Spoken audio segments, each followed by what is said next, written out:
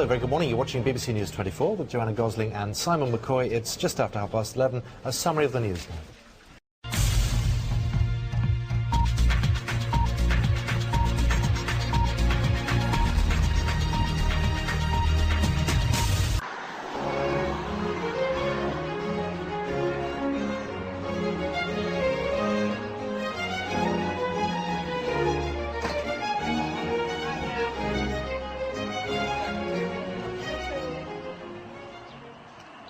Hi, I'm Mary Beth Meyer, and welcome to the Center for Respite Care.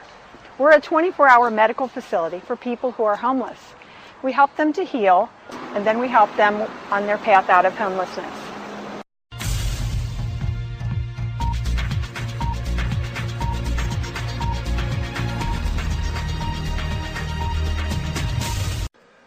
When I was working on the med van before the respite center opened, I took care of some people who had to take cancer chemotherapy and radiation therapy and then return to the drop-in center. As you can imagine, this is very difficult for somebody and often required them to stop or completely discontinue their treatments, which is a horrible consequence. Now at the Center for Respite Care, we're able to monitor the people that come back from cancer therapies and to give them a safe and restful place to stay during the time which they have their therapy.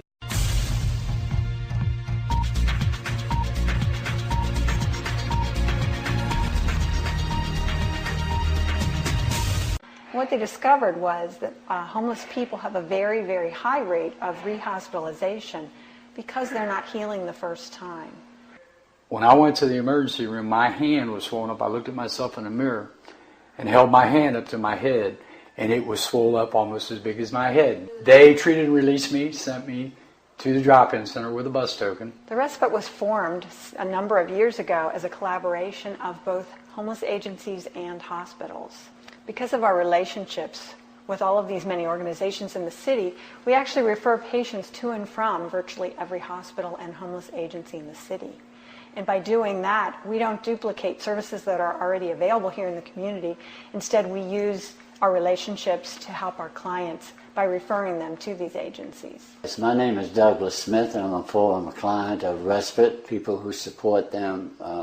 I'm not sure what to say except to encourage your to continue in your support of these people in this house, because they offer tremendous services.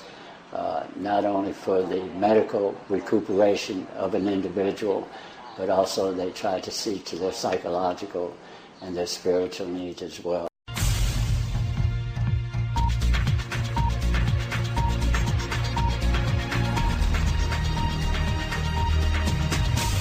Take some deep breaths in and out for me.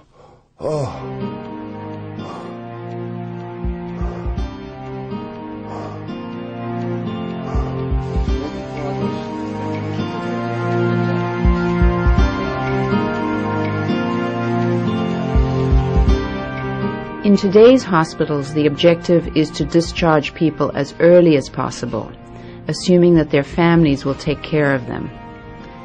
But what about those people who have no home or family to take care of them?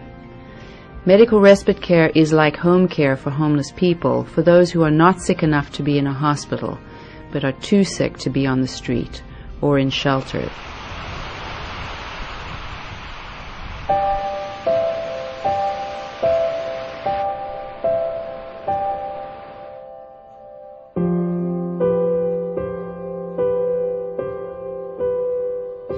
I have a spontaneous ruptured Achilles tendon, and that's why I'm in here this time.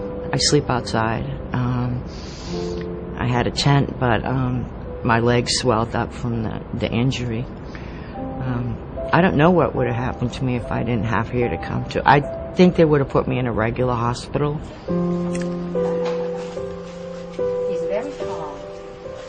This was a place where the homeless could rest in peace and not be judged. So I've been coming here for the last, off and on, for 10 years. And I feel very safe here, and like this is a home for us. And they're going to clean up some of this area right here. The most important is they kept me alive. It's not just my life. They have saved so many people that's walking around the city of Boston right now. If you got them together, there would be no room in this building. Nowhere in the building. And they'd still be standing on the street. You can only stay with family and friends for so long, bounce from couch to couch, before you have to move on. And so, especially after a surgery like I had on my spinal cord.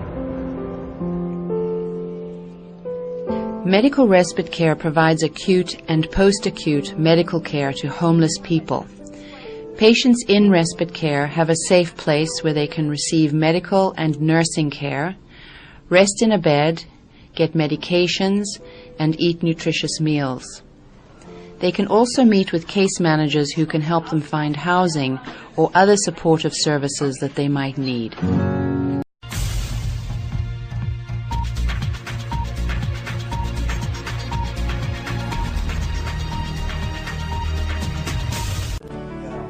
So it's very, very satisfying to work in a place where you show up here, you see a client, you start a plan rolling, and the next week you see the person again, and progress is made.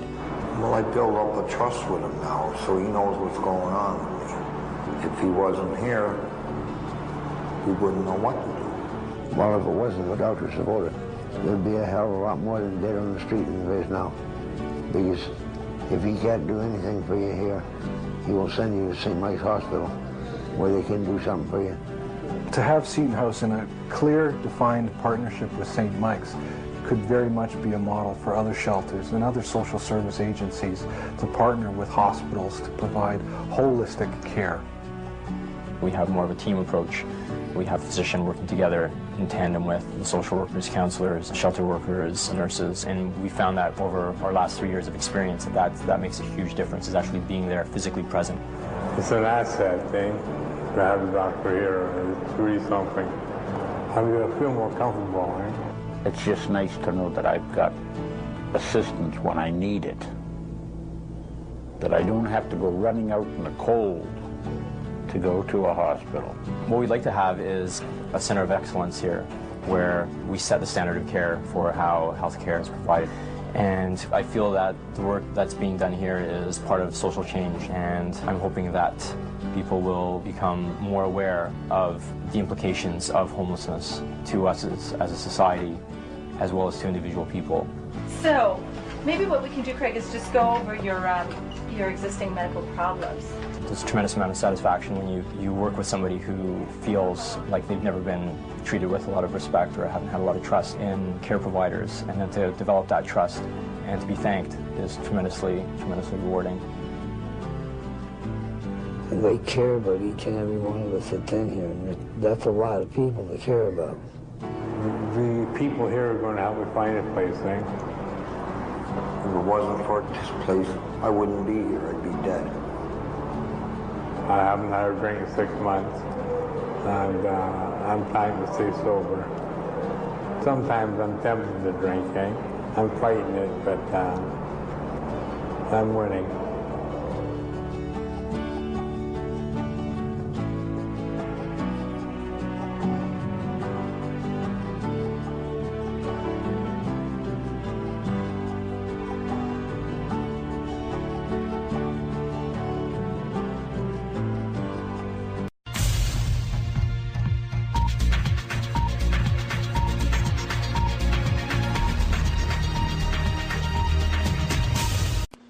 We have a very high success rate in our program, high success in helping people to heal medically and also in placing them in housing. We place 70 to 80% of our clients in more stable housing than wherever it is they came from before their illness. My name is Frank Cook.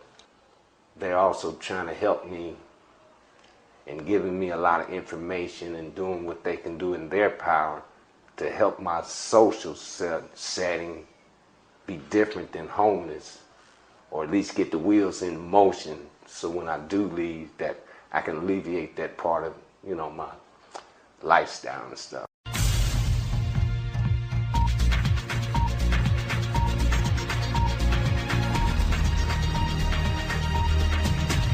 The staff, each of the staff the nurses, Miss Angie, Miss Jackie, Miss Pat, and there may be a couple others that I'm missing. The PCAs, Steve, Ginger, Miss Ginger, and the staff from the top, Dr. Donovan, Mary Beth, Daryl, and all of them had time. I came to know the house as being the house of angels. That's my interpretation of it, because I feel that each of the staff were angels of God sent down to administer to those who were in need.